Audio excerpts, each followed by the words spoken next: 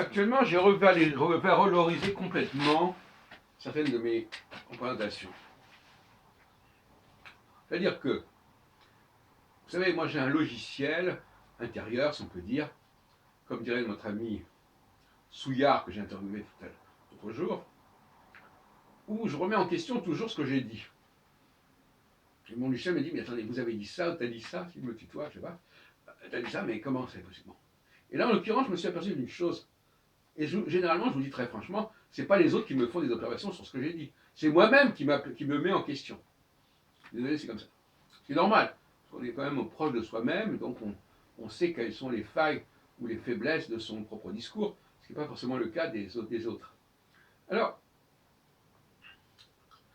par exemple, j'avais laissé une sorte d'ambiguïté en disant, alors il y a Mars, Jupiter et Saturne. On avait l'impression que Saturne était au-dessus, on a l'impression, parce que astronomiquement, Saturne est au-dessus de Jupiter, etc. Et Mars est tout en bas. Mais en réalité, le point de départ, c'est Mars. C'est Mars qui est la source. Et après, ça s'ouvre. Donc, ce n'est pas une pyramide du haut vers le bas, c'est une pyramide du bas vers le haut. Ça, c'est très important. D'éviter la théorie de la pyramide par le haut. La pyramide, c'est par la vraie pyramide, c'est par pyramide inversée. Et Mars a un cycle très court, et Saturne a un cycle long, comparativement. Plus de 12 fois plus long. Donc, il y a une extension, si vous voulez. Une extension. Mars, c'est la racine, c'est la race. C'est la verticalité absolue. C'est l'hérédité, c'est la génétique. Et puis après, on ouvre vers d'autres choses, voyez-vous. Hein, c'est le processus impérial qui se développe, c'est ça. Alors on ouvre avec Jupiter, et puis on ouvre encore plus avec Saturne. Et on fait entrer de plus en plus on passe d'une société, comme j'ai dit hier, endogamique à une société exogamique, où viennent se greffer sur l'axe central martien des éléments extérieurs qui viennent graviter au-dessus. D'ailleurs, on connaît ça au niveau cosmologique, n'est-ce pas?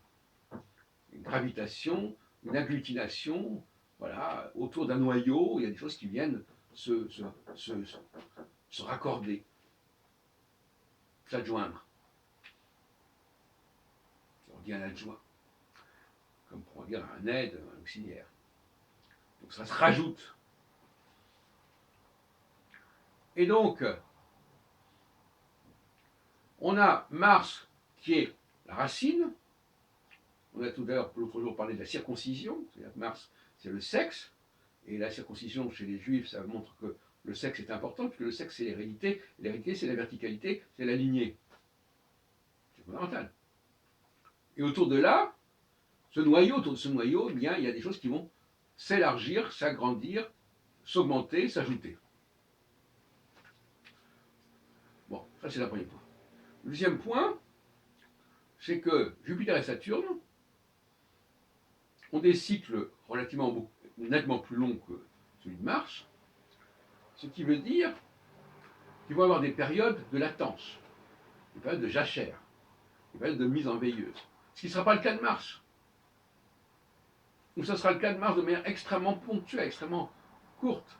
Un cycle de Mars de moins de 2 ans, ben, ça donne des périodes, si vous divisez par 4 et par 8, de quelques mois. Donc finalement, Mars est sujet à des variations extrêmement faibles, à des amplitudes extrêmement faibles. Beaucoup plus faibles que Jupiter et que Saturne. Ça tombe bien voir. Ensuite, le rôle de Mars, donc c'est la verticalité fondamentale, c'est l'endogamie, c'est la racine.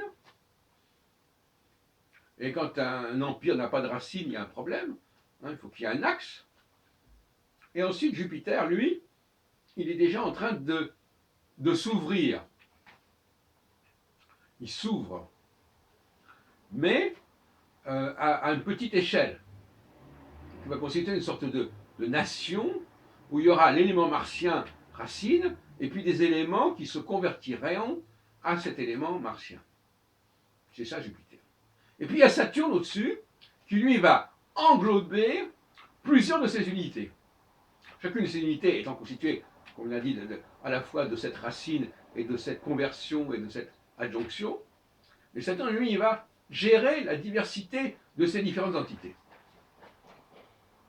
Ensuite, je dirais que lorsque Jupiter est faible, désactivé, ce qui est comme la moitié de son temps, eh bien, l'élément constitutif du groupe, ce rapport, cette lutte des classes entre la racine, l'aristocratie, enfin l'élément central du système, et les éléments environnants, eh bien, ça ne fonctionne pas.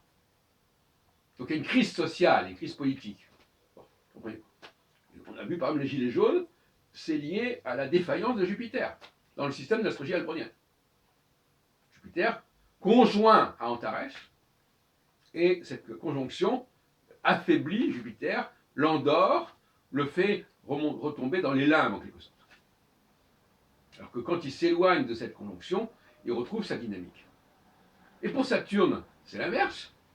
Actuellement, Saturne est fort. Hein, il est très éloigné toujours d'Antares, parce que curieusement, Jupiter et Saturne sont tous les deux là, ils sont tous les deux connectés à la même étoile fixe actuellement. Sauf qu'il y en a un qui est complètement conjoint, l'autre qui est déjà dépassé cette conjonction sérieusement. Alors lui, Saturne, il assure la solidité de l'union, de la fédération. En l'occurrence, la solidité de l'Union européenne, qui n'est pas perturbée par l'histoire du Brexit, et qui même, on est en train d'en parler, pourrait éventuellement faire qu'il pourrait se produire que le Brexit n'ait pas lieu. Et donc ça veut dire que cette structure qui va permettre aux différentes entités de rester ensemble, elle tient. Alors qu'inversement, la structure jupitérienne, au même moment, elle ne tient pas. C'est paradoxal. Il est plus facile actuellement de faire tenir l'Europe avec ses 27 pays membres, ou 26, que de faire tenir la France dans son petit périmètre à elle. Et dans certains cas, c'est l'inverse. Il y a une cohérence, il y a une union au niveau national, et il y a des perturbations dans les relations internationales. On connaît de nombreux exemples, ne serait-ce qu'en Europe, avec la guerre mondiale, etc. Donc, on a, avec Jupiter, quand Jupiter est défaillant, on a des risques de guerre civile, et quand Saturne est défaillant, on a des risques de guerre de pays à pays. Et ça, l'astrologie albronienne permet de déterminer exactement à quel moment il y a certains risques qui peuvent se produire, et comment s'y préparer, et comment savoir surtout quand ça va se terminer. En sachant qu'il n'y a pas d'alternance entre Jupiter et Saturne, qu'à un moment donné, Jupiter et Saturne peuvent être tous les deux forts, ou peuvent être tous les deux faibles. Hein, et quand ils sont tous les deux faibles, eh bien à ce moment-là, on est dans le désordre complet. Parce que Mars ne peut pas à lui tout seul assurer le contrôle de la situation. Il peut se maintenir dans ça. Et encore, on peut quelque part se poser la question de savoir s'il n'est pas mis en danger. Mais en tout cas, alors la question est de savoir si c'est le peuple, si c'est les composantes de ces entités qui, à un moment donné, sont en train de se ressaisir, ou bien si ce sont certains personnages qui, à ce moment-là, sont réactivés, sont mis en action, qui vont résoudre les problèmes. Autrement dit, est-ce que ces problèmes de désunion sont résolus par une évolution du psychisme des populations, ou par le réveil de certains personnages, de certains héros, de certains hommes providentiels qui vont trouver la solution? Peut-être que la réponse est entre les deux. Parce que de toute façon, pour que quelqu'un s'impose en tant que jupitérien, en tant que saturnien, il faut déjà que le climat soit favorable à Jupiter ou à Saturne. Voilà, je vous laisse réfléchir là-dessus.